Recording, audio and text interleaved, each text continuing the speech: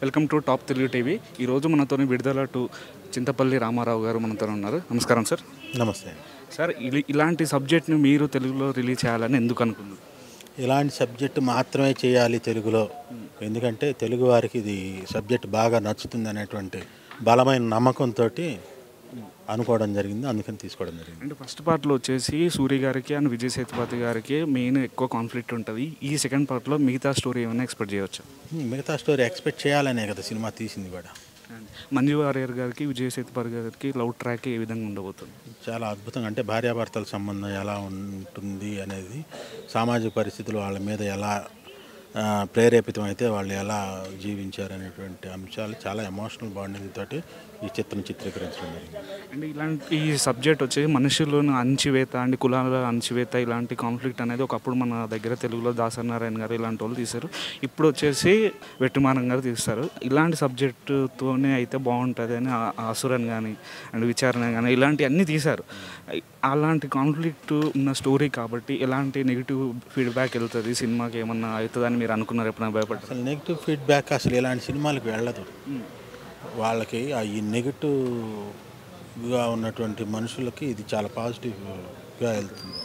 So డెఫినెట్గా ఇది సమాజంలో ఉన్నటువంటి అంశాల మీద తీసిన చిత్రం కాబట్టి డెఫినెట్గా అందరికి కనెక్ట్ అవుతుంది.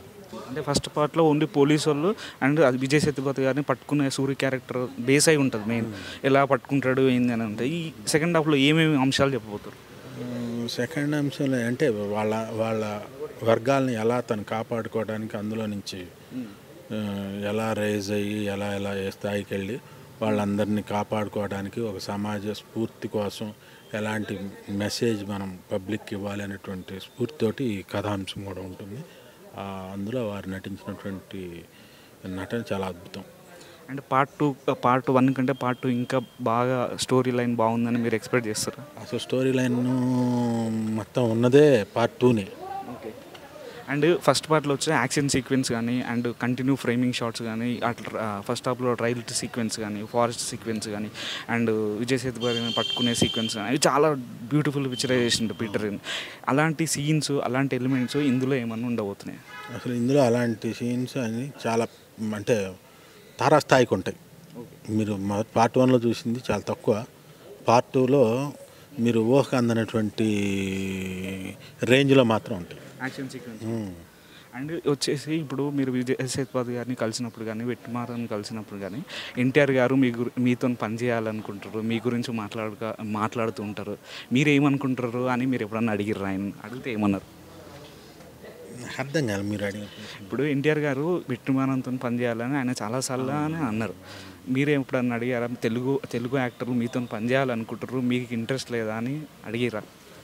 డెఫినెట్గా ఆయన తెలుగులో ఉన్నటువంటి అగ్ర హీరోలు అందరూ కూడా ఆయన అడుగుతున్నారు, ఆయన దర్శకత్వం అందరూ అడుగుతున్నారు. ఇంతవరకు ఏది మెటీరియలైజ్ అవ్వలేదు.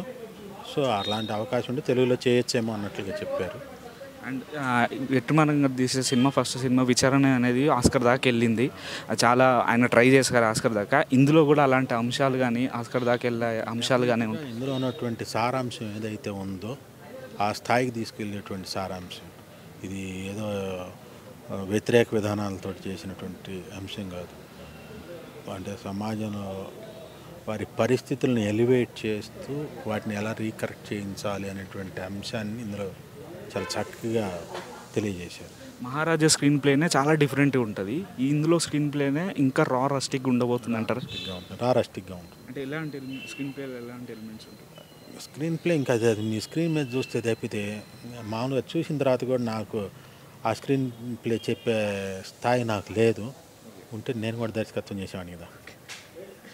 ఫైనల్గా ఎలాంటి ఎలిమెంట్స్ ఉండబోతున్నాయని జనాలకు ఏం చెప్తారు సార్?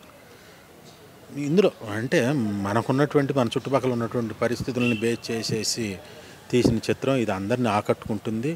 సో ఈ విడుదల చిత్రం అనేది భారీ విజయం అందుకుంటుందని మాత్రం గట్టిగా నమ్ముతుంది. Thank you sir. Thank you. All the best. Subscribe చేయండి. Please do subscribe to. Please like, share and subscribe to top Telugu TV. Top Telugu TV. Top Telugu TV.